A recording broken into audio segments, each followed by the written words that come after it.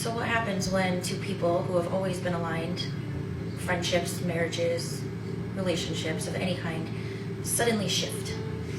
Suddenly, you just aren't getting along anymore. You don't feel fulfilled around them. You don't enjoy your time around them. You feel drained, exhausted, frustrated. Conversation seems like a lot of work. What do you do? Do you end it? Do you keep trying? This is very common when there's a timeline shift. Say one person is going through an awakening. They're starting to see things differently. Their perception has changed. They're working on their beliefs. They are now aware that their beliefs are what is creating their reality. And the other person has still not. Or they're just on different timelines. They're putting in different work. They're evolving differently.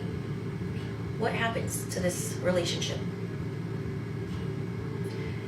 What I'm seeing and experiencing is that it tests us. If we level up in consciousness, if we expand and we see things from a broader perspective of clarity, of acceptance, and growth.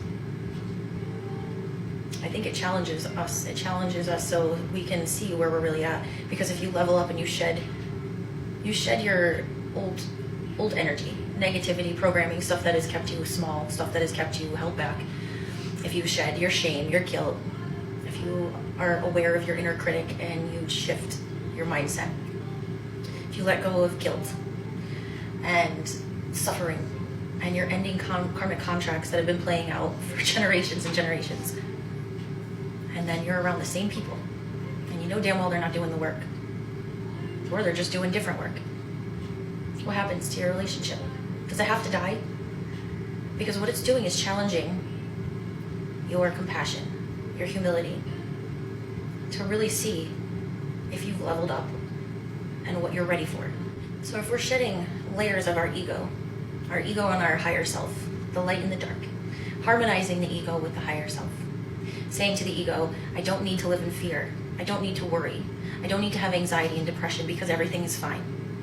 I trust the plan. I surrender control. What is. And then you find the gratitude in each moment. That is what will bring more abundance to you. Releasing the negative emotions, releasing the trapped programming that is keeping you small and keeping you held down and keeping you blocking what you truly deeply desire from the universe. The universe is always willing and ready to give us exactly what we desire. But when we don't let go of those lower vibrational things like shame and guilt and all the sinly stuff, all the 3D stuff, if we don't let go of the attachments to those things, then we do not receive what we truly desire. So when we start releasing these things, we will get tested. And these people that we love so much, who are not on the same timeline as us and not on the same path of evolution as us, how do we treat them? Do we think that we're better than them? Because they're not on our level. We keep leveling up, right? If you keep leveling up, that's great, but what about the people around you? What about the people you love? How do you treat them? How do you feel about them? Those thoughts are the test of your actual growth and expansion. The universe is always paying attention to what we think and what we do. So we can say, I've done the shadow work. I've released these denser energies of negativity, of judgment. But our ego can either grow or harmonize along the way. You can't fool anyone. And you know the truth at the end of the day, how you're treating these people. How do we live in harmony and unity if we're on different levels of expansion and growth and evolution?